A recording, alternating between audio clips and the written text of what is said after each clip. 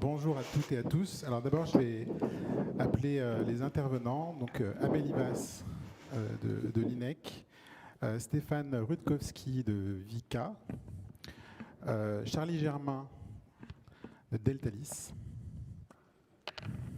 Merci. Jérôme Dassini de l'ADEME et Monsieur Djabi Kani de la Banque des Territoires. Donc vous pouvez vous asseoir comme vous voulez. Donc, je vais juste prendre 5 minutes effectivement d'introduction avant de donner la parole aux intervenants qui vont nous éclairer sur le pivot vers l'industrie circulaire. En fait, Anaïs, tu disais tout à l'heure qu'il faut changer la façon dont on regarde l'industrie. Mais alors, quelques éléments que tout le monde a en tête et qui ont déjà été un peu rappelés, mais pour être concret, en ce moment, il y a une bulle de chaleur au Canada qui multiplie par 2 les températures et on ne peut plus sortir de chez soi parce que la clim ne marche pas.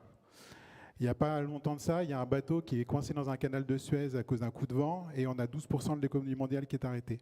On parle de transition technologique pour la transition écologique, mais les chaînes de voitures et les chaînes d'iPhone sont coincées aujourd'hui parce que les puces électroniques sont réservées par les Américains et par l'Asie. On est dans une génération climat où on fait des marches pour le climat, et tous et toutes probablement. Et après, quand on revient dans son entreprise, qu'est-ce que ça devient? Et moi, je pense que les marches pour le climat, dans les 5 ans, elles auront lieu dans les entreprises aussi. Et d'ailleurs, on a les premiers syndicats écologiques qui sont en train de naître dans les entreprises, où demain, on aura peut-être une grève parce qu'on n'a pas fait son bilan carbone. Donc, on a une génération aussi qui, quels que soient les âges, moi, de 5 à 99 ans, où on n'est plus XYZ, on est génération climat, et ça va s'accélérer. Donc ça, on a aussi des offres qui sont, quand on est sur des offres où on vend, où on ne sait pas ce qui se passe après quand on est industriel, en fait, on n'est pas compétitif. Aujourd'hui, il y a Vinted qui est valorisé à plus d'un milliard de dollars, qui est sur le marché des vêtements de la seconde main. Et donc, on a des boîtes françaises qui font des habits qui sont très durables et qui ne peuvent pas aller sur le marché de la seconde main parce qu'il y a des plateformes, des plateformes de ce type-là qui viennent prendre la place. Donc, rester sur des offres où on ne réfléchit pas au cycle de vie de ces produits, c'est un problème de compétitivité pour les entreprises. Donc, en fait, il y a ça qui se passe dans le monde. On est dans le monde d'après. Ça y est. À partir de, je crois qu'il y a le Freedom Day en Angleterre bientôt. Là, c'est bientôt l'été, il y a la fête de la musique à passer. Je pense que voilà, j'ai plus mon masque, je suis ravi. Et on est dans le monde d'après, donc dont on parle depuis voilà. Donc, est-ce que le monde d'après, quand on va relancer, on relance l'industrie, on réindustrialise, on relocalise, est-ce qu'on va, quand on va parler de croissance, est-ce qu'on va faire de la croissance avec l'industrie d'avant, qui génère le monde dans lequel on est maintenant, ou est-ce qu'on va essayer de faire croître de nouveaux modèles industriels? Donc c'est un peu ça les enjeux. Alors c'est quoi l'économie circulaire? Quand on a fait on a eu plusieurs personnes qu'on a croisées pour la préparation. Il y a un truc qui m'a marqué, c'est quelqu'un qui a dit mais l'économie circulaire c'est pas sexy, on va pas faire venir 150 personnes pour parler de déchets. Et en fait l'économie circulaire, effectivement, on parle beaucoup de déchets parce que on est dans un modèle linéaire, on vient recycler des déchets.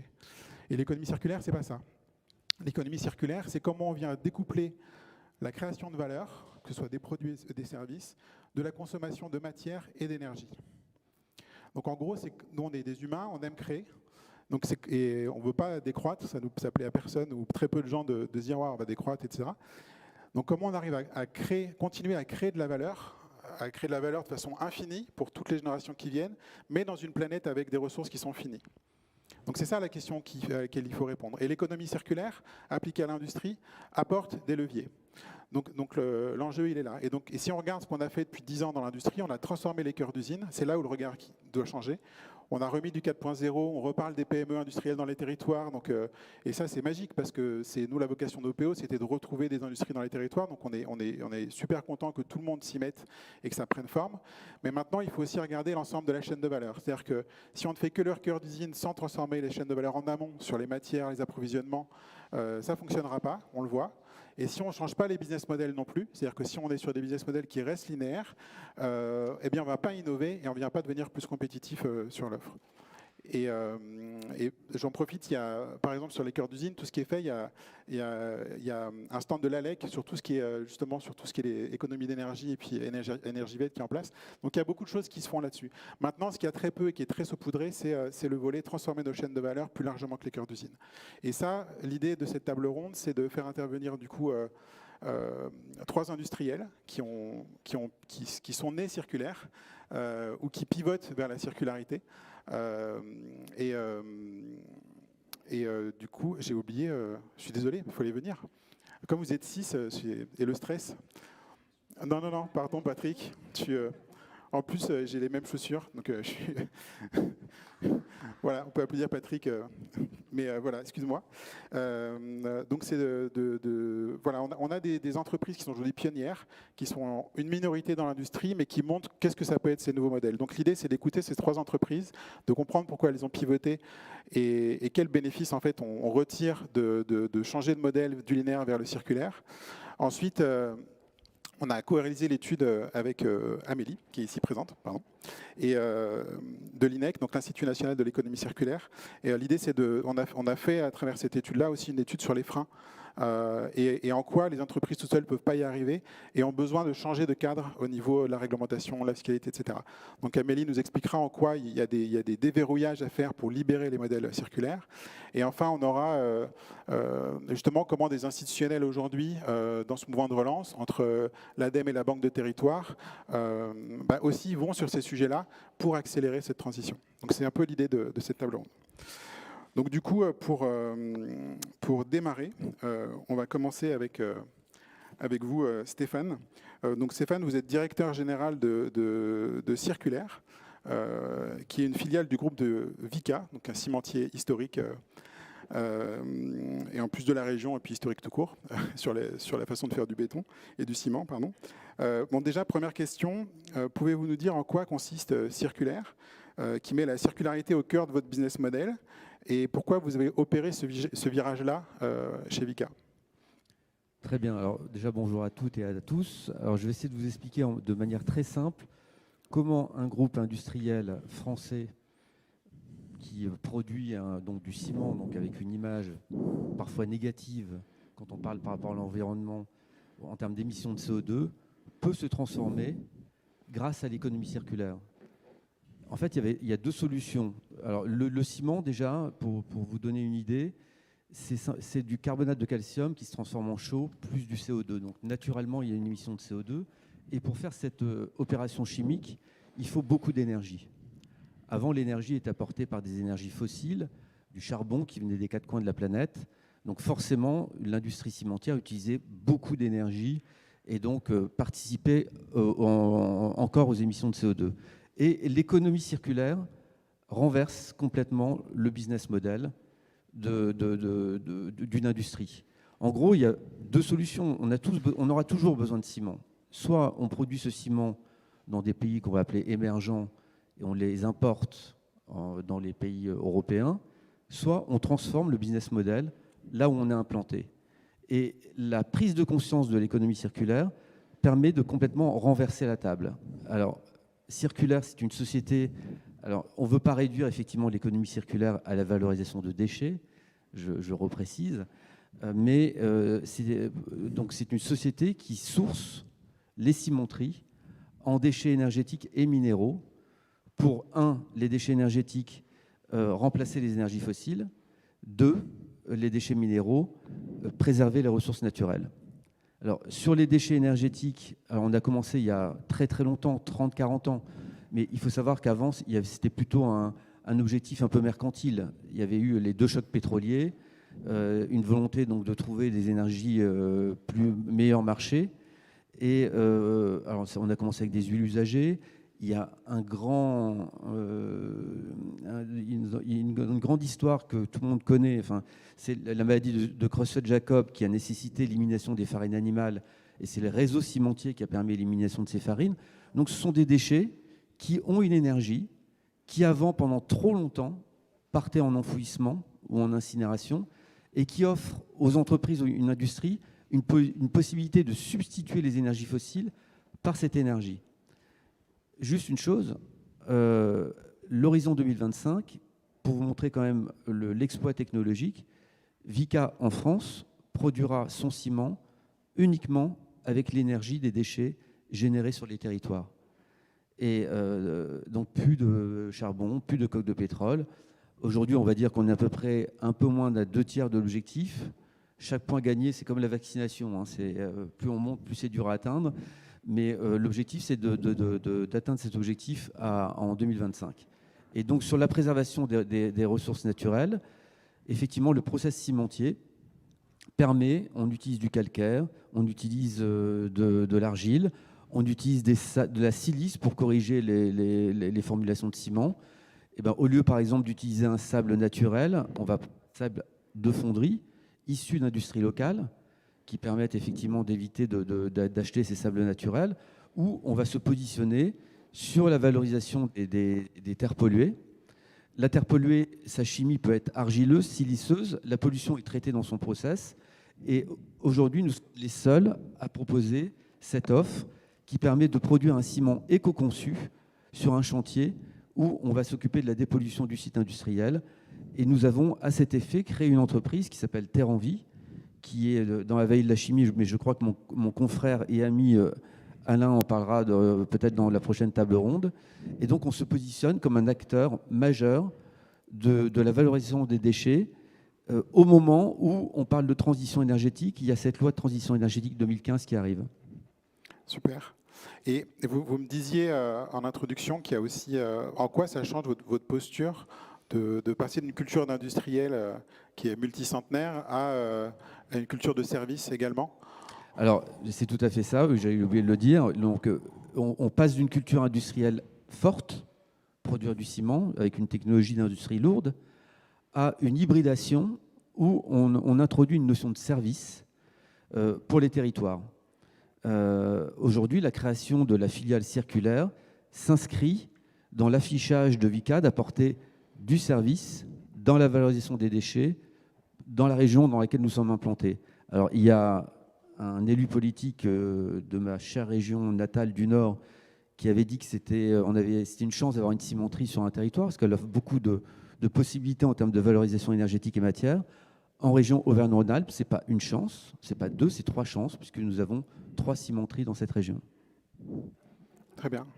Et quels sont les freins et le levier pour vous pour accélérer? Enfin, comment continuer à passer ce modèle-là de plus en plus à l'échelle? Alors, les freins pour accélérer, aujourd'hui, c'est clairement, c'est également dans l'ADN de la création de la société.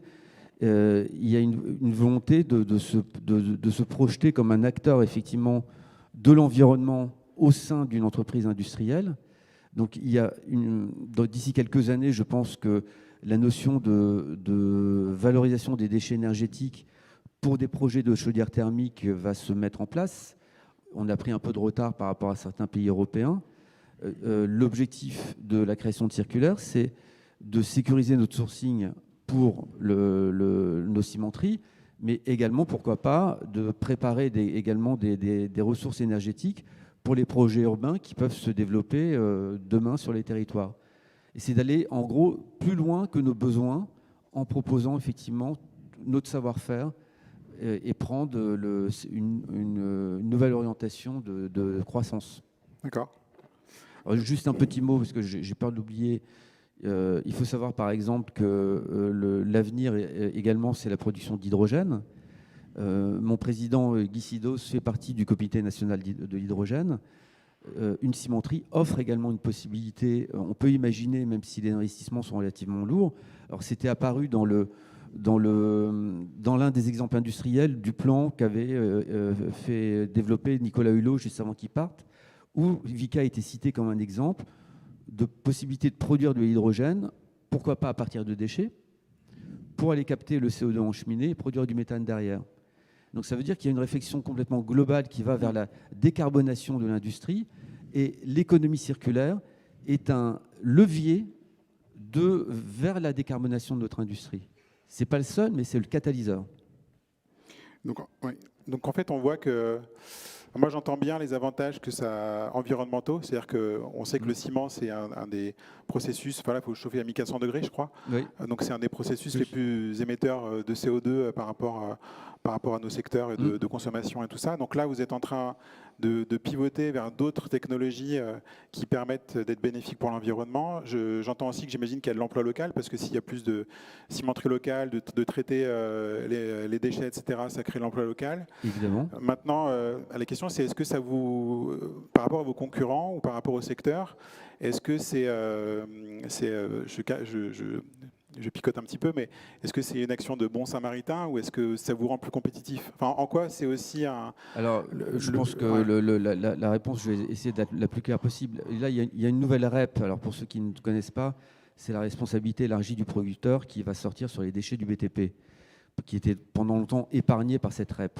C'est-à-dire que demain, aujourd'hui, quand vous achetez une télévision, vous avez un pied de facture où vous avez déjà le montant du recyclage. Sur le bâtiment, ça va être pareil. Donc, théoriquement, au 1er janvier 2022, cette REP, cet éco-organisme, doit se mettre en place. L'industrie cimentière, quand on regarde l'ensemble des flux qui sont produits sur un chantier, du bois qui peut être utilisé en valorisation énergétique, du béton qui peut être recyclé en granulats recyclés, des membranes bitumineuses, des laines de roche qui sont mises en valorisation matière, des moquettes qui peuvent être transformées en CSR, on peut arriver à un modèle extraordinaire de circularité en étant en amont des projets de déconstruction des pollutions de friches industrielles pour proposer des produits éco-conçus. Donc la réponse par rapport à ça, c'est que plus les acteurs français, ou du moins présents en France, prennent cette direction d'économie circulaire, et il faut qu'on y aille tous ensemble. Nos concurrents aujourd'hui, c'est le ciment d'importation qui est fait dans des pays, dans des conditions environnementales désastreuses. Et là, on révolutionne, c'est une révolution industrielle locale. Et nos concurrents, ce n'est pas nos chers confrères qui sont implantés en France, c'est peut-être des possibilités offertes, qui sont aujourd'hui offertes, qui sont plus dures demain à obtenir, d'importer un ciment qui est fait avec du fossile à 100%, qui émet du CO2. Et je pense que l'objectif vraiment, c'est d'être tous ensemble, que tous les cimentiers en France prennent la même voie. D'accord. Merci beaucoup Stéphane. Je propose de passer du ciment aux chaussures, voilà, sans transition. Je vais peut-être désinfecter mon micro s'il en manque un. Alors il y a le petit pchit qui est là. Il est propre. Normalement, vous avez chacun ou chacune votre micro. Alors, donc, Patrick Manguène, vous êtes fondateur, directeur général de l'atelier Insoft à Romans-sur-Isère. Auparavant, vous étiez directeur développement pour des grandes marques comme La Fuma, Aigle, Salomon. Donc déjà, Insoft, c'est quoi? Est-ce que vous pouvez parler de vos chaussures, vous expliquer en quoi c'est différenciant et voilà, quel est votre concept par rapport à ce que vous faites aujourd'hui et pourquoi vous avez créé Insoft et les chaussures que vous vendez. Bonjour à tous, déjà, merci de m'accueillir ici. Et en effet, moi j'ai créé Insoft après un parcours dans des entreprises qui fabriquaient des chaussures, notamment dans le domaine de l'outdoor ou du sport. Et au bout d'un moment, je me suis dit, mais finalement, les technologies évoluent énormément. Et à côté de ça, on peut mettre en œuvre des solutions innovantes pour fabriquer en France, sur notre territoire, des chaussures qui respectent l'environnement. Et c'est vraiment ce qui m'a incité à vouloir créer cette entreprise. Donc il y a maintenant presque 10 ans. Moi, j'ai toujours travaillé dans la chaussure. J'ai appris, mon père était maître bottier, j'ai appris à faire des chaussures entièrement à la main. Et l'idée, c'était de sortir de produits outdoor ou chaussures sport qui utilisent jusqu'à 50 composants différents pour pouvoir réaliser des produits qui soient le plus proche possible de l'économie circulaire. Donc c'est pour ça qu'on a créé Hector. Donc je vous ai amené, je ne voulais pas tout vous amener, mais voilà un petit exposant. Nous on est une toute petite structure, donc on profite de toutes les occasions pour mettre en avant nos produits. Alors j'ai les mêmes, elles sont super confortables. Voilà, je les mets là. Tac. Et donc l'idée c'était de s'appuyer sur l'innovation. C'est-à-dire moi je suis convaincu qu'on peut, même sur un métier où il y a un savoir-faire important, manuels, je veux dire, des savoir-faire historiques. Et nous, on a implanté à Romans, dans la Cité de la Chaussure, et on a intégré des personnes qui sont en production, qui sont issues de cette industrie. Même dans ce type d'entreprise, il faut toujours être vigilant, innover pour continuer à fabriquer sur le territoire. On est dans une région, à Romans, où en effet, il y a beaucoup d'entreprises qui fabriquaient des chaussures dites Louis XV, c'est-à-dire plutôt des chaussures femmes, à talons, donc plutôt monoproduit finalement. Et nous, ce qu'on a amené, c'est un type de produit qui est plutôt le sneaker, qui est vraiment en vogue aujourd'hui. Et on a d'ailleurs développé pour d'autres marques ce produit-là. Et ce qu'on a fait, c'est en effet transformer ce qui se faisait en s'appuyant sur des savoir-faire, mais en le faisant évoluer pour fabriquer ce produit qui met en œuvre également des savoir-faire locaux. C'est-à-dire qu'on a sollicité une entreprise qui tricote dans le domaine du médical pour faire la première chaussure tricotée en France. Donc c'est un fil qui est issu du recyclage de bouteilles plastiques. Il faut 6 bouteilles plastiques pour faire une paire d'Hector. Et le dessus de la chaussure est tricoté à Saint-Étienne. Nous, on le met en forme dans notre atelier à Romans, pour vraiment avec ce savoir-faire, pour ensuite proposer en fin de vie du produit de recycler ce produit et refaire du fil qui soit à nouveau transformé en chaussure et broyer les semelles pour refaire une semelle. Donc l'idée, c'est vraiment d'éco-concevoir et s'appuyer sur l'innovation pour pouvoir rester en économie circulaire et produire en France. Ok. Donc en gros, il y a Veja qui source des matériaux en Amérique du Sud pour vendre ici des chaussures qui sont du coup avec des matériaux biosourcés. Puis il y a vous qui faites des chaussures, mais par contre à partir de déchets, pour produire des chaussures localement, mais qui sont sur des boucles de circularité.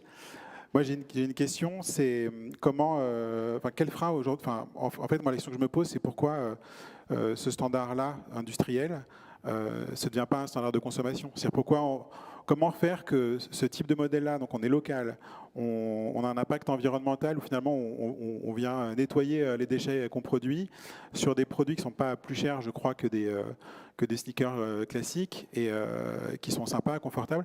Pourquoi en fait, comment on fait pour lever les freins et quels freins et comment on fait pour les lever pour que toutes les chaussures soient vertueuses de ce type-là? Alors, c'est 2 questions. Déjà, quels sont les freins Déjà, c'est pas très facile. C'est-à-dire essayer de le faire pour des grandes marques, c'était complexe. Et c'est pour ça que moi, je me suis appliqué à le mettre en œuvre sur une petite structure avec tous les inconvénients que ça peut avoir. Mais la difficulté, c'est d'intégrer le concept sur un marché déjà existant, en fait, sur des marques qui ont déjà des positions sur le marché. Et en fait, on se bat dans ce cas-là avec à la fois la vision du consommateur du produit, d'un positionnement prix. Je vous dis ça il y a 10 ans, en fait, au moment où on a lancé l'activité. Et puis également en interne sur un positionnement prix également, mais sur des obligations d'être présent dans certains réseaux de distribution. Donc la difficulté, c'est de présenter un projet qui aille jusqu'au bout. C'est-à-dire qu'on a fait des tentatives où j'ai travaillé sur d'autres projets, mais où on faisait toujours des compromis finalement et on n'arrivait pas à aller jusqu'au bout d'un produit qui intègre toutes les valeurs qu'on a pu intégrer ici. La difficulté, c'est une première partie ça, et la deuxième partie, c'est en effet prendre le temps et casser un système où on développe des collections régulièrement. Donc aujourd'hui, il y a des marques qui sont jusqu'à 4 collections par an. Et lorsqu'on fait un produit de ce type-là, il faut vraiment prendre le temps. Il faut éco-concevoir, c'est-à-dire amener les designers à imaginer le produit qui va prendre en compte le recyclage du produit. Il faut que le designer soit conscient qu'on ne peut pas intégrer 4-5 matières différentes dans le produit. On va se limiter à 2 matières. Donc nous, on est sur du polyester. L'ensemble des composants sur le dessus de la chaussure est polyester et la semelle est en caoutchouc, ce qui nous permet de pouvoir dissocier la semelle du tricot. Et ce principe de dissociation, qui est une dissociation mécanique, c'est ce qu'on a défini dès le départ.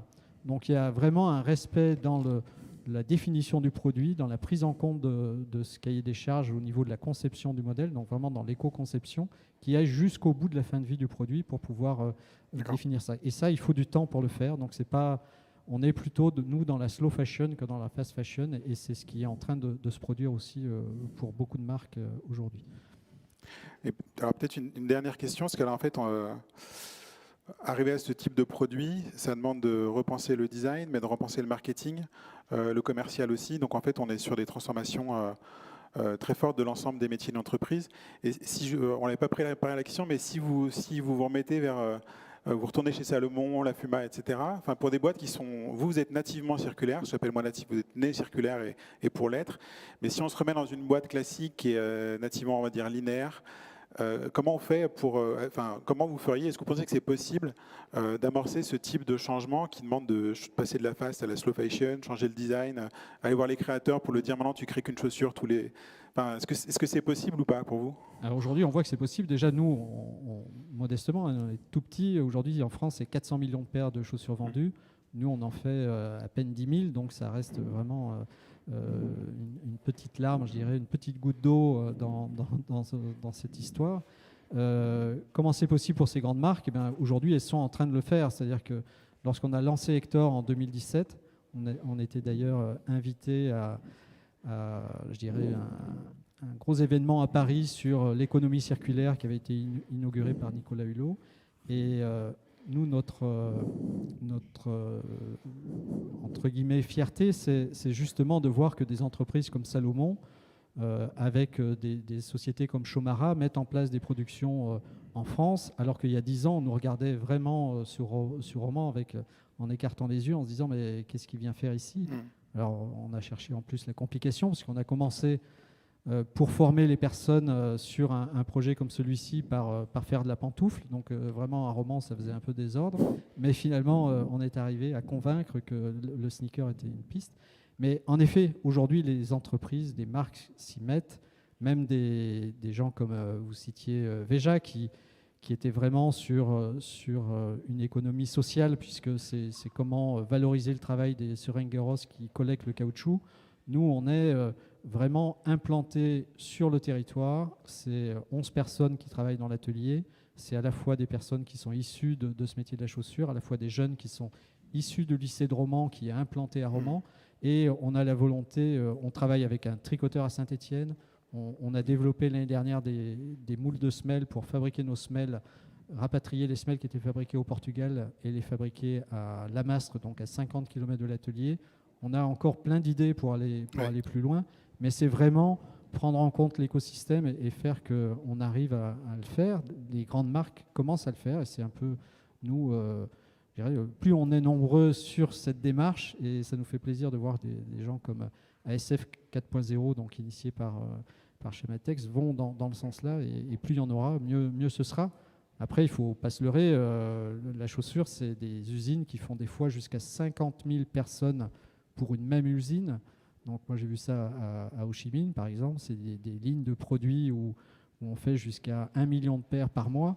Donc aujourd'hui, sur certains modèles qui sont vraiment consommés au niveau mondial, mettre en place des outils de ce type-là en France, c'est pas possible. Par contre, nous, on s'oriente vers de la personnalisation, vers la possibilité de modifier nos produits et de changer le style avec des solutions qui sont relativement souples et agiles pour rester je dirais, à la mode.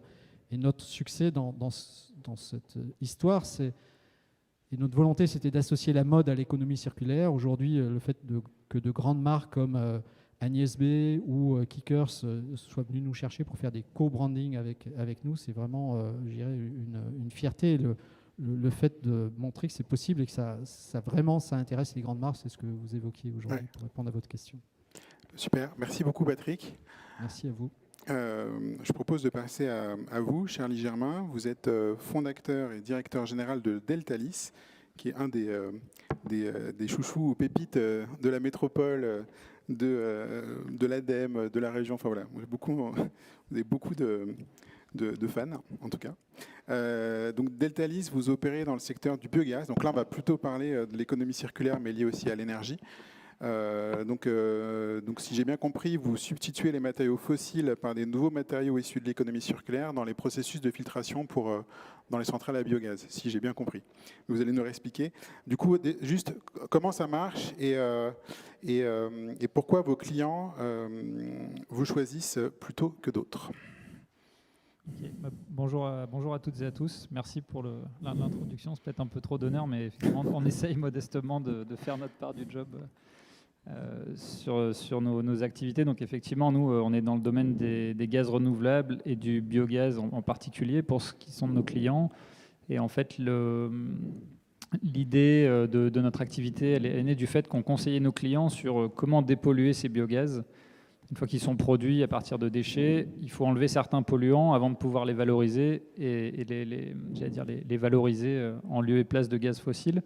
Il y a toujours une étape de filtration qui existe et qui est classiquement faite avec des matériaux qui sont de type charbon actif, qui sont plutôt nobles, plutôt onéreux et qui peuvent avoir, pas tous mais certains, des bilans environnementaux qui sont pas terribles. Il y a quand même une partie en tout cas sont des matériaux d'importation et donc nous, nos clients nous disaient, ben voilà, c'est bien de nous conseiller sur ces process, mais on retombe toujours là-dessus, qu'est-ce qu'on fait quoi? Et donc on est parti de cette idée-là, et on a retravaillé avec un laboratoire de recherche à l'époque pour dire, est-ce qu'on peut pas finalement, et c'est une idée, je veux dire, enfoncer une porte ouverte, mais dire, est-ce qu'on peut pas, pour traiter du gaz qui vient de déchets, s'éviter des matériaux nobles et d'importation et faire différemment quoi. Donc l'idée, c'est ça, c'était de dire, mais globalement, encore une fois, c'est enfoncer des portes ouvertes, c'est de dire, comment est-ce qu'on fait pour remplacer ces matériaux-là par des solutions qui soient plus économiques pour rendre plus compétitifs ces biogaz et en même temps, en tant que faire se peut, aller baisser l'empreinte environnementale de ces process-là, quoi. D'accord. Donc c'est ce qu'on a fait. On est retourné voir à l'époque des chercheurs qui travaillaient sur les déchets, l'environnement. Et on a bossé sur la remise à plat finalement de solutions complètes de filtration, donc qui permettent de piéger des polluants. Mais plutôt que d'utiliser des matériaux nobles, on vient réutiliser et reformuler des matériaux qui ont les mêmes caractéristiques, mais qui proviennent de sous-produits industriels ou de déchets qu'on trouve localement, globalement, et qui sont en fin de vie, quoi. Donc l'idée, c'est ça. Et dans l'objectif qu'on en avait au départ, c'était de dire, est-ce qu'on peut finalement, en partant de zéro, aller monter une filière et prouver qu'on arrive à faire de l'économie circulaire à petite échelle, mais pour de vrai, en étant compétitif, en étant rentable et en allant effectivement faire ce que doit en théorie faire l'économie circulaire, c'est-à-dire faire gagner un peu tout le monde, en plus de baisser l'empreinte environnementale, quoi. Alors, du coup, vous me disiez, enfin moi ça m'a vraiment marqué, que vous êtes dans un marché qui est plutôt stable et pourtant vous doublez le chiffre d'affaires chaque année. Et je crois que si je me rappelle de mes maths, mais si on double de chiffre d'affaires chaque année, on est un peu exponentiel. Donc il y a Elon Musk qui va pas tarder à vous appeler. Non, mais en fait, au-delà de la blague, c'est quand même pour une PME industrielle de doubler de chiffre d'affaires dans un marché stable, c'est qu'il y a quelque chose de très compétitif dans ce que vous proposez. Et la question, c'est en quoi ce que vous faites et l'économie circulaire vous aide à être innovant et vous apporte cette possibilité de croissance dont on parlait tout à l'heure, de nouvelles formes de valeur ajoutée, quoi. Okay. Bon, alors deux choses, c'est qu'on partait de zéro, donc au début, il y a bien un moment où ça va s'arrêter, mais mais effectivement, on est dans une dynamique qui est intéressante. C'est combien d'installations aujourd'hui sur lesquelles là, à la fin de l'année, on aura 30 sites en France, donc 30 sites clients qui sont équipés de la solution. En 2 ans. Ouais. Ok. Je pense que c'est pourquoi est-ce que ça marche? Premièrement, c'est un peu, c'est la règle du business, c'est que on est compétitif, même en produisant ici et même à petite échelle, on arrive à être significativement compétitif par rapport à des offres concurrentes. Donc ça, c'est un premier facteur qui est évident. Le deuxième, c'est aussi le business model. En fait, c'est quelque chose qui était intéressant. Je pense, nous, quand on a démarré, nos clients nous disaient c'est bien l'économie circulaire, mais vous n'avez pas de vrais produits. Comment vous allez nous garantir une qualité constante? Comment vous allez nous garantir vos produits et votre service? Ça nous a obligés finalement à vraiment se positionner différemment et donc de ne pas vendre du produit et du kilo de produit, mais de vendre un service, de mettre un peu de digital autour de ça pour aller suivre les performances et aller rassurer nos clients finalement. Et chemin faisant, finalement, on a vraiment inventé un business model qui nous est propre et qui est différenciant en tout cas de nos concurrents qui vendent des commodités. Nous, on vend vraiment un pur service. Et ça, je pense, c'est une bonne partie du développement. Et puis après, pour le coup, nous, on a eu la chance, avec le Covid, que nos clients accélèrent la prise de conscience sur la dépendance qu'ils avaient de ces matériaux d'importation avec leurs autres fournisseurs. Et voilà, on était du bon côté de la barrière, ça Ouais. nous a mis un vrai coup de pouce, quoi. Ouais, donc en fait, si je résume, vous êtes sur un business model qui est circulaire, 4.0 et bas carbone. 4.0, parce que le 4.0 vous aide à Ça opérer votre business model. Ouais. Et donc il y a besoin du 4.0, c'est ça que je veux dire, ça ne l'exclut pas. Et en même temps, voilà, sur l'énergie bas carbone, quoi. Ouais, c'est ça. Donc si on pouvait redéfinir l'industrie du futur comme étant 4.0, bas carbone et circulaire, maintenant, ce serait une bonne décision collective. Je ne sais pas si vous êtes tous d'accord, mais voilà, ce sera ma proposition de la table. Donc, et une dernière question, s'il fallait... moi, j'aimerais bien que vous continuiez à faire x2 chaque année, mais c'est quoi les freins et comment continuer à... Enfin, quel frein lever pour passer voilà, de la PME à l'ETI et puis faire que ce soit des modèles qui soient vraiment répandus la même question que pour Vika et pour... Je pense que les freins, nous, on en a eu, mais c'est lié à notre taille et on avait déjà eu l'occasion d'en parler avec la métropole. Il y a des questions de finances dans l'industrie. Nous, on est parti de zéro, donc on avait peu de moyens et peu de background pour convaincre voilà, des financiers. Donc, amorcer la pompe du financement à l'échelle industrielle sur ces projets, c'est pas simple. Donc, il y a un sujet du financement globalement, mais je pense qu'il est en train d'être traité, où il y a, je pense, une vraie prise de conscience de tous les acteurs. L'autre aspect, c'est peut-être un petit peu plus de dispositifs d'expérimentation au niveau réglementaire et de rapidité de transposition de tout ce qui arrive à l'échelle européenne pour qu'au niveau national, on ne prenne pas de retard par rapport aux initiatives de tous les textes européens qui visent à favoriser la commercialisation de produits innovants issus de l'économie circulaire, etc. Donc là-dessus, je pense qu'il ne faut pas qu'on prenne de retard, quoi. Super, merci beaucoup. Merci à vous. Du coup, vous faites en plus la transition pour passer à vous, Amélie Vasse. Alors, je dis vous, mais on se connaît bien. Donc, avec Amélie et l'INEC, on a co-réalisé l'étude. Donc, on a passé de nombreuses heures à bosser ensemble. Donc, mais je vais quand même te vous voyez. Vous êtes responsable des études et de la prospective donc à l'INEC, qui est l'Institut national pour l'économie circulaire. Donc en fait, on voit bien, on a soit venant de boîtes, entreprises qui sont linéaires, qui sont en train de pivoter, soit d'entreprises qui sont déjà circulaires à la base, mais qui sont plutôt petites et qui ont besoin de grandir. Des modèles qui sont pionniers, innovants, qui sont bénéfiques pour créer de l'emploi, enfin voilà, multiplement bénéfiques, qui gagneraient à être essaimés. Du coup, dans l'étude, on a regardé, surtout l'INEC, parce que c'est quand même votre compétence, à recenser les grands freins à l'émergence des modèles. Donc est-ce que vous pouvez nous les décrire? Qu'est-ce qui freine aujourd'hui l'émergence des modèles circulaires? Oui, merci beaucoup Grégory pour l'introduction. Effectivement, l'étude, elle nous a permis de construire une typologie des freins. Donc cette typologie, elle est issue des entretiens qu'on a pu conduire dans l'étude, donc des remontées des industriels, des entretiens, mais également d'un questionnaire qui a été largement diffusé. Et on a pu décrire du coup 3 types de freins.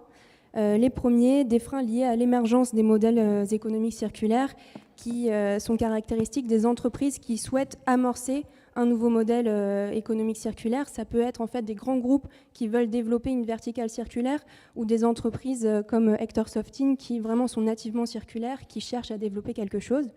On a des freins liés à l'essaimage de ces modèles-là. Donc ça, c'est vraiment caractéristique des entreprises qui ont commencé à développer leurs activités, comme Hector, comme Deltalis, mais qui aimeraient passer à l'échelle et qui du coup, sont bloqués par un cadre dissuasif.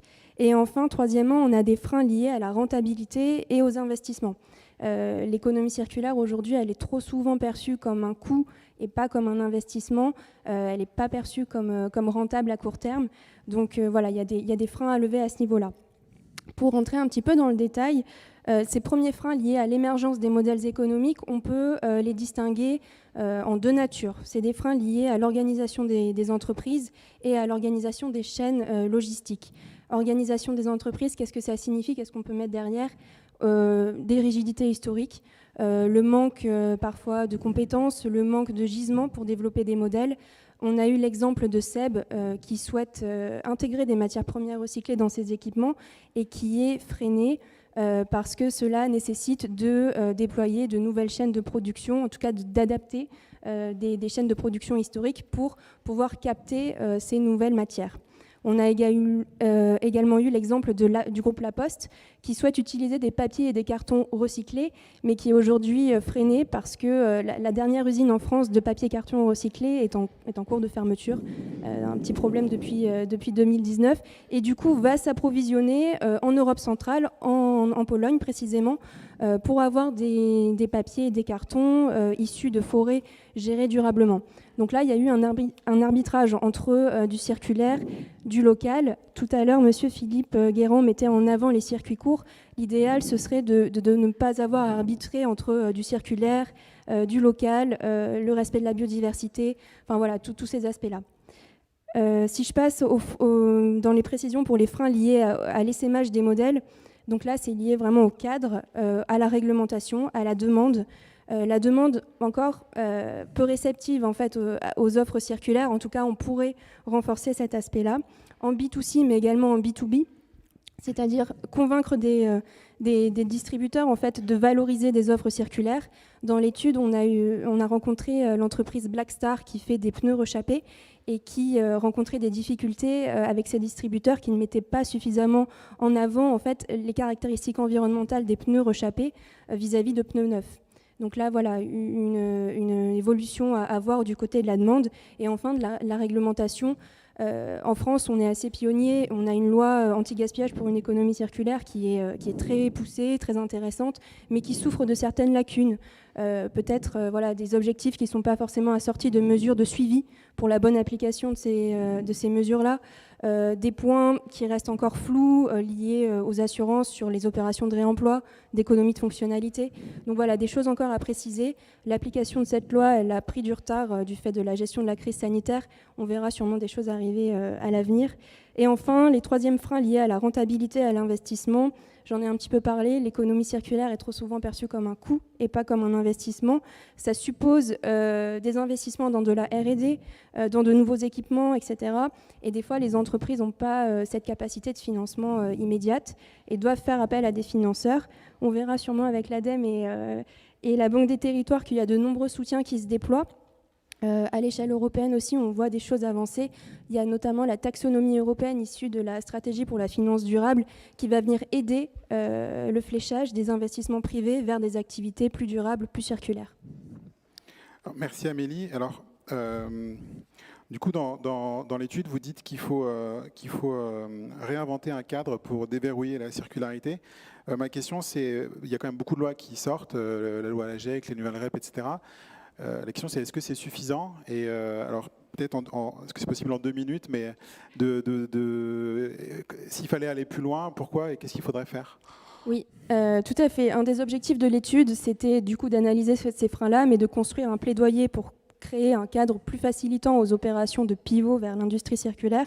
Et donc, on pourrait avancer sur 3 sujets. La réglementation en premier lieu. Vous le disiez tout à l'heure, on a parfois une réglementation qui ne transpose pas forcément très rapidement toutes les directives au niveau européen, qui n'autorise pas forcément les expérimentations. Donc on pourrait aller dans ce sens-là. Au niveau de la réglementation, on pourrait aussi assortir toutes ces mesures qui fixent des objectifs de mesures de suivi, de bonne application, pour éviter tous les phénomènes de passagers clandestins. On a aussi donc un levier qui concerne les soutiens économiques avec les financeurs, mais qui dit soutien économique dit aussi commande publique. La commande publique, c'est 10% du PIB. C'est un appel d'air pour tous les apporteurs de solutions circulaires, mais pour ce faire, il y a un vrai besoin de former et d'accompagner les acheteurs publics, les maîtres d'ouvrage, pour pouvoir analyser des variantes dans les marchés, pour pouvoir intégrer des clauses qui valorisent les offres circulaires, les offres plus durables, en circuit court, etc. Donc voilà, la commande publique. En soutiens économiques, troisièmement, on a la fiscalité. La fiscalité, originellement, elle a une vocation budgétaire, pas forcément incitative, mais on pourrait envisager de la rendre plus incitative pour favoriser les comportements de mieux-disants, en fait, les comportements plus vertueux. Pourquoi pas envisager une TVA réduite sur les produits circulaires? Pourquoi pas revoir certains mécanismes? Par exemple, les collectivités locales, jusqu'à peu, pouvaient être remboursées de la TVA pour l'achat de biens, mais pas pour la location. La location, l'offre locative permettrait, d'un point de vue circulaire, d'intensifier l'usage du bien, donc ce serait un petit peu plus intéressant. on pourrait corriger ce genre de mécanisme. Et enfin, troisième levier, le changement de comportement. Ça a été évoqué aussi un petit peu tout à l'heure. Il y a un vrai besoin de sensibilisation, d'informer. La loi AGEC va vraiment dans ce sens-là. Information, mais également formation.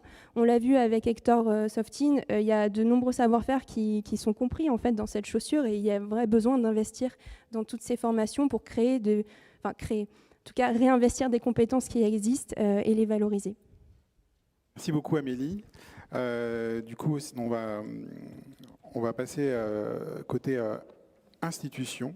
On va d'abord écouter Jérôme Dassini. Vous êtes directeur régional de l'ADEME. Je vous laisse prendre un micro. Donc merci de votre venue. Alors déjà, j'ai une question. Quand on parle de transition écologique, on parle beaucoup voire essentiellement de transition énergétique. Et du coup, pouvez-vous nous expliquer pourquoi c'était votre formulation, transition énergétique et économie circulaire sont deux facettes de la même pièce? Oui, pour moi, c'est exactement la même chose. Qu'on aborde la question par l'énergie, on va vite arriver à la matière. Et si on s'intéresse à la matière, on va vite arriver à l'énergie sans aucun doute. Alors c'est bien, ça donne deux angles d'attaque en fonction des sensibilités de chacun. On peut aborder la question sur les deux choses. Mais voilà. Ça me donne aussi l'occasion de dire que l'ADEME, agence d'État, est une des rares agences en Europe à aborder les deux sujets de manière transversale. Et je pense que c'est une bonne option parce qu'aujourd'hui, cette transversalité, quand je vois les projets que je vois arriver, plus aucun projet ne rentre dans les cases. C'est forcément des projets qui embarquent ces questions de matière, ces questions d'énergie. Et je crois que c'est aussi le signal d'une maturité des écosystèmes et des façons de faire. Alors, quand on parle d'énergie ou de matières premières, de toute façon, on va parler de sobriété et on va parler de faire autrement. Sur les sobriétés, c'est faire des économies d'énergie, c'est utiliser au plus juste la matière première. Et effectivement, avec le président Guérand, il y a quelques semaines, on a remis les défis anti-gaspi. Et que ce soit Sabaro, que ce soit un EHPAD ou un collège. Et dans un des petits films, il y avait un des chefs cuisiniers qui disait on va cuisiner moins, mais on va cuisiner mieux. Et je crois que ça, c'est la vraie logique aujourd'hui qui est devant nous, en fait. Quand on va parler de faire autrement sur les énergies, on va aller chercher des énergies renouvelables, on va interroger la question de l'autoconsommation. Et puis, quand on va s'intéresser à la matière, eh bien, on va s'intéresser à l'éco-conception et au changement de modèle d'affaires. Ça, c'est très clair. Moi, ce que je trouve vraiment très intéressant dans les trois entreprises, trois expériences qu'on a vues, c'est qu'à chaque fois, ce sont des histoires de proximité, des histoires de territoire. Oui, il y a beaucoup d'innovation, il y a beaucoup d'intelligence, mais il y a aussi de l'innovation organisationnelle. Comment on travaille différemment ensemble. Et ça, pour moi, c'est vraiment la logique. La transition écologique, elle se fera parce que les acteurs du territoire se prennent en main et vont trouver les solutions, très clairement. Et cette transition écologique, pour moi, c'est dégager des marges de manœuvre. On le voit quand on fait des diagnostics, on voit tout de suite des marges de manœuvre significatives. Et forcément, ça va parler aux chefs d'entreprise, sans aucun doute. C'est anticiper les réglementations aussi, parce que je crois qu'on le voit, le plastique à usage unique, eh bien, valait mieux l'anticiper pour pouvoir changer de modèle d'affaires. Mais il n'y a pas que la réglementation, il y a aussi la demande des consommateurs et des retournements de marché spectaculaires qu'on voit. Il suffit de demander à la Poste, le papier, le courrier diminue de manière... Enfin, c'est juste incroyable les chiffres qui sont proposés. Donc si on n'évolue pas et on n'anticipe pas le retournement de marché, il y a les questions aussi de différenciation, vous l'avez très bien évoqué, se positionner, répondre aux attentes du consommateur, eh ben, c'est aussi être en avance sur son marché. Et puis, je crois qu'il y a quelque chose aussi, et je pense que s'il y a des chefs d'entreprise dans la salle, ils le vivent, lorsqu'ils embauchent les jeunes collaborateurs, ils sont challengés sur le projet d'entreprise. sur la question de comment l'entreprise va participer à cette transition écologique. Et c'est quand même spectaculaire. Enfin, moi, je vois, pour participer à des recrutements ou ce genre de choses, on est challengé sur ce sujet-là. Donc voilà, moi je pense que embarquer le sujet de la transition écologique, c'est vraiment d'abord une opportunité, un virage incontournable aujourd'hui. Voilà, donc pour moi, c'est vraiment essentiel. Super. Alors du coup, une autre question, c'est aujourd'hui, l'ADEME est très engagée aussi dans la relance dans l'industrie, dans la construction du monde d'après. Vous parliez de mobilisation spectaculaire en Rhône-Alpes. Est-ce que vous pouvez nous en dire plus ? Et pareil, est-ce que vous pensez que c'est suffisant en termes de rythme ou il y a des choses aussi qu'on pourrait encore mieux faire pour aller vite et bien ? Auvergne-Rhône-Alpes a toujours été une région extrêmement dynamique. Il y a des chefs d'entreprise, il y a des façons de travailler, de collaborer, de détecter des projets qui est juste incroyable. Avec France Relance, c'est vrai qu'on a accéléré les choses de manière spectaculaire. On avait pu faire une opération précurseur qui a été inventée ici d'ailleurs avec le réseau des chambres consulaires, métiers et commerce et industrie. C'est inventé ici le diagnostic multiflux. Qu'on a généralisé, que l'ADEME nationale a repris et a généralisé avec BPI France. Et aujourd'hui, les premières expérimentations qu'on a pu faire, c'est jusqu'à 200 € d'économie par salarié. On fait un diagnostic sur les économies de matières premières, les économies d'énergie, les économies d'eau, et qu'est-ce qu'on peut faire sur les déchets. Et donc là, on voit des premières pistes qui sont juste spectaculaires et qui vont permettre de déclencher, d'abord une prise de conscience, et deux, des plans d'action. Donc on avait, avec tous les relais, on avait pas mal travaillé le sujet. Et donc, quand s'est présenté France Relance, on avait des choses en magasin. Et donc, ils sont venus chercher les dispositifs. Alors, on a fait de la décarbonation sur des grands projets d'investissement auprès de verriers, auprès d'industries agroalimentaires, de scieries, d'équipementiers automobiles. Et donc, ils ont très bien répondu. Et puis, on voit que la vague arrive.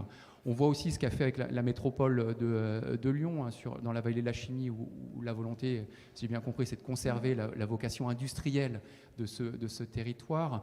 Il y a des initiatives de marketing territorial et d'implication et d'intégration dans le tissu industriel de cette vallée. Voilà. Et puis ce qu'on a fait aussi, c'est qu'on a imaginé des dispositifs plus petits et qui étaient à destination justement des TPE, PME. Donc il y a un dispositif qui s'appelle Tremplin, alors qu'on a carrément saturé.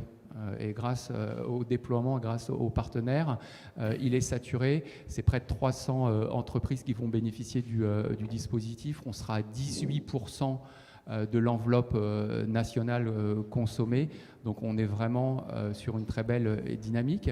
Et puis une autre illustration, on avait fait aussi à destination des entreprises un dispositif qui s'appelait Entreprises engagées pour la transition écologique. C'était une aide forfaitaire qui aidait à la mise sur le marché de nouveaux produits, de nouveaux services. 38 lauréats en Auvergne-Rhône-Alpes, 28% du nombre en France. Et moi, il y a un autre chiffre qui me plaît beaucoup, c'est que 65% des entreprises qui ont candidaté en Auvergne-Rhône-Alpes sont lauréates versus 38% en France. Ça veut dire qu'on a des bons projets en Auvergne-Rhône-Alpes, mais ça, il n'y a pas de doute. Et on a des bons relais et des bons intermédiaires qui accompagnent les projets d'entreprise. Donc, c'est extrêmement satisfaisant. Donc, c'est super. C'est très bien, parce que là, j'avance avec des chiffres assez impressionnants et encourageants. Il y a un formidable fourmillement. Aujourd'hui, moi, je trouve qu'il manque l'étape suivante, c'est que ça fasse masse. Et ça fera masse en levant les freins qui ont été évoqués, et ça fera masse en racontant une histoire positive. Aujourd'hui, on raconte trop les aspects inquiétants de la transition. Ils le sont, ça, il n'y a pas de doute là-dessus.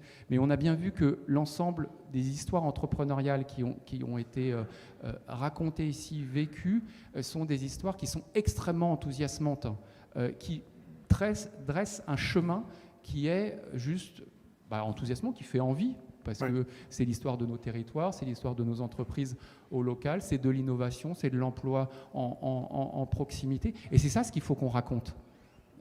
C'est ça ce qu'il faut qu'on raconte pour dire que la transition écologique, elle est possible au bénéfice de tous et par l'action de tous.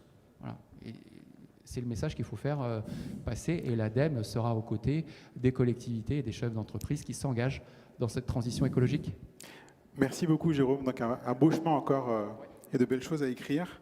Dernier entretien de cette dernier échange pour cette table, donc avec Gabriel Giabicani. Merci d'être ici avec nous. Bonjour. Vous êtes directeur du département Innovation et Opération de la direction des investissements de la Banque des Territoires. Donc on a beaucoup parlé territoires en parlant de business model, de chaussures, de ciment, etc. Donc les territoires sont revenus à chaque fois. Déjà, pourriez-vous nous dire comment la Banque des Territoires accompagne le plan de relance? On sait que vous l'accompagnez très fortement, mais comment vous placez aussi ces sujets de circularité dans le plan de relance? Est-ce que c'est dedans ou est-ce qu'on relance comme avant, quoi? Bonjour à tous, merci. Et puis merci en premier lieu à nos trois collègues de l'industrie pour ces illustrations, et bravo parce que, comme vous venez de le rappeler, vous faites la démonstration tous les jours que malgré les aspects extrêmement angoissants des crises que nous avons à traverser ou qui nous arrivent dessus, parce qu'on essaie de sortir d'une crise sanitaire, mais on voit bien une crise climatique qui nous arrive dessus, des solutions existent, des nouvelles idées existent, et qu'elles nécessitent de se réinventer, mais parfois avec finalement peu de choses. Et la conviction de l'économie circulaire, c'est justement qu'on peut faire plus, ou en tout cas mieux, avec moins. Et effectivement, le titre de la table ronde, c'était aller du linéaire au circulaire. Nous avons la conviction à la Banque des Territoires que il faut sortir certes du linéaire, mais il faut aussi sortir du segmenté. Et qu'il faut avoir une vision vraiment globale des chaînes de valeur. La crise économique et sanitaire que nous traversons actuellement a mis en lumière quelque chose qui était très connu des spécialistes et pas du tout du grand public, qui était des fragilités extrêmes sur certaines chaînes de valeur. On a attendu pendant des semaines d'avoir des masques, d'avoir de quoi se vacciner, d'avoir de quoi se protéger. Il y a eu polémique sur polémique médiatique, mais il y avait une réalité industrielle sous-jacente qui n'était remise en cause par personne. On a cherché des responsables, mais les sous-jacents ne sont pas discutables. Il y a des faits. Nous n'avions pas de masques en France pendant des semaines, de faits de chaînes de valeur qui d'un coup se révélaient extrêmement fragiles. Et donc comment vous agissez, la Banque des Territoires, en ce moment là-dessus? Enfin, est-ce que vous... Eh ben, alors la première chose qu'on fait, c'est que on accompagne cette réflexion. C'est pas grand-chose et c'est beaucoup. On avait eu un peu le nez creux avec notre équipe industrielle au tout début de la crise économique. On avait commandé au cabinet Trendéo une étude sur les chaînes de valeur et les territoires qui a pris industrie par industrie, à une échelle territoriale. Souvent, on le fait à l'échelle française ou voire européenne. Là, on l'avait fait à l'échelle régionale. L'analyse des chaînes de valeur et est-ce que les fragilités, est-ce qu'il y a des fragilités? Il y en a partout. Est-ce qu'elles viennent du fait que les productions sont importées de très loin, ou est-ce qu'elles viennent, et c'est souvent la réponse en fait, d'un manque de diversification et donc de résilience des fournisseurs. Et puis ça a amené la question, la version un peu chauvine, c'est de se demander, c'est de dire il faut absolument tout relocaliser, il faut revenir à une souveraineté, une approche protectionniste de la souveraineté. On sait que ça trouve ses limites, on le sait déjà. Alors on a eu le plaisir d'entendre des annonces cette semaine sur la relocalisation de la fabrication de paracétamol en France. Ça avait été pris en exemple il y a plus d'1 an comme un principe actif qu'on pensait ne jamais voir revenir en termes de production en France. c'est une bonne nouvelle. Il y a d'autres sujets où on n'arrivera jamais. En revanche, les exemples qu'on a eus là, avec mes 3 voisins, c'est qu'on peut réinventer les produits, que ça nécessite de réinventer aussi les besoins. Et donc ça, notre première action, c'est ça, c'est d'accompagner la réflexion. Nous sommes très proches des collectivités, en particulier des régions, accompagner les stratégies territoriales sur les chaînes de valeur, identifier les points où il faut mettre des moyens publics, où il faut mettre de la force publique, où il faut aider à tisser des écosystèmes. Ça, c'est le premier point. Et puis après, nos 3 grands leviers d'action sont à travers nos moyens d'investissement et de prêt. On prévoit de déployer un peu plus d'1 milliard d'euros en 5 ans. On est à peu près à un tiers de ces 5 ans. Et d'ailleurs, on a déployé juste un tiers de ce milliard. On a 330 millions d'euros déployés, majoritairement en investissement. Donc on prend des participations dans des sociétés. Alors on intervient beaucoup sur l'aménagement et l'immobilier. C'est notre premier grand pilier. À la fois avec les collectivités, nous sommes actionnaires de 400 sociétés d'économie mixte, dont un certain nombre sont des sociétés d'aménagement. On est d'ailleurs ici sur une ancienne friche industrielle, Bosch, qui a été reconfigurée totalement par une société d'économie mixte avec ce très beau projet usine. Ici, on est à la ruche industrielle, et puis pour ceux qui connaissent le site, il y a des implantations d'industriels, souvent jeunes pour la plupart, dont nous sommes actionnaires ici. Donc c'est un de nos moyens d'action. Et puis et avec le volet immobilier qui là concerne surtout le co-investissement avec des privés, typiquement sur l'investissement dans des murs d'usine. Le deuxième grand levier, c'est l'accompagnement de la transition écologique et énergétique. Les énergies renouvelables, bien sûr, mais aussi et presque surtout tout le reste. La reconfiguration de réseaux de chaleur, la production de biomasse pour les industriels. Par exemple, nous accompagnons et nous sommes actionnaires du projet Novawood, qui est un projet de remplacement par une centrale biomasse de centrale à charbon pour une usine de production de carbonate de sodium, l'usine Novacarb, et une intervention aussi beaucoup à l'accompagnement des nouvelles mobilités. Ce qui est important aussi pour les industriels, parce que nous essayons d'avoir, et ça on est très en lien avec les collectivités territoriales, de la même manière qu'on adresse l'ensemble de la chaîne de valeur purement industrielle, ce que j'achète, ce que je vends, à qui je le vends, comment je le vends, on essaie d'avoir une approche territoriale globale, de dire, si j'ai une usine qui produit dans une logique très vertueuse, mais qu'elle n'est pas capable de proposer à ses salariés des moyens de mobilité durables et respectueux de l'environnement, on passe quand même à côté de quelque chose. Donc ça, c'est notre deuxième levier d'action. Et puis le troisième, ou le quatrième en comptant l'accompagnement stratégique, on va dire, c'est l'accompagnement à la formation. On visitait d'ailleurs ce matin avec des représentants de l'État une école de production, pas très loin d'ici. Finalement, hormis le vent, le soleil, il y a une ressource qui est quasi inépuisable et qu'il faut apprendre à utiliser beaucoup plus et beaucoup mieux, c'est la ressource humaine. Parce que là, on ne crée pas de déchets. C'est bête, hein, mais c'est une ressource zéro déchet, c'est la capacité à avoir des gens qui travaillent bien, qui pensent bien et qui, aujourd'hui, savent penser différemment. Donc voilà nos 4 grands leviers d'action. Comment ils s'inscrivent dans l'économie circulaire ? Peut-être en 1 minute, si on veut tenir le timing. Mais ouais. Déjà, c'est en premier lieu une approche un peu totalisante. Il n'y a pas un dossier qu'on regarde aujourd'hui qui n'est pas pris à travers le prisme de ses impacts extra-financiers. Et puis après, alors j'avais...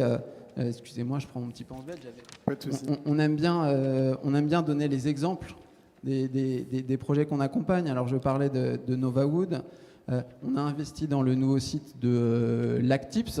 Lactips, ils produisent des thermoplastiques hydrosolubles, donc qui sont des plastiques qui se désagrègent naturellement et qui donc ne produisent pas, évitent le problème connu des plastiques qui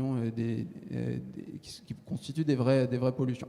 Lactips, on l'aime bien parce que dans son business est circulaire, et puis en plus, c'est sur une friche industrielle. Et ça, la ressource foncière dont on voit, et j'avais encore quelqu'un qui me disait ce matin, c'est un sujet essentiel de trouver des lieux d'implantation. Aujourd'hui, on parle de zéro artificialisation nette. C'est aussi ça l'industrie circulaire, c'est être capable d'utiliser des ressources territoriales, y compris le sol sur lequel on est, qui ne sont pas de la consommation de ressources à outrance et qui permettent de préserver la biodiversité. C'est ce qui avait été fait ici, de s'installer sur une zone industrielle. Ça coûte cher. On a parlé des freins, on a parlé des besoins de financement, Oui. d'accompagnement. Je me demandais d'ailleurs, si je me permets, vous n'êtes pas obligé de répondre, combien vous les vendez vos chaussures?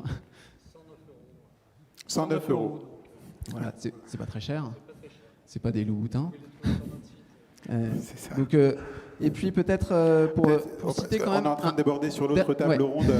Donc peut-être vraiment en 30 Dernier secondes, exemple, un dernier exemple. pour le souligner, il y a des acteurs qui sont sur l'économie circulaire depuis très très longtemps. Oui. C'est l'économie sociale et solidaire. Ça fait vraiment partie de l'ADN de l'ESS. On les connaît bien, on les accompagne depuis très longtemps à la Banque des Territoires. On peut en citer plein.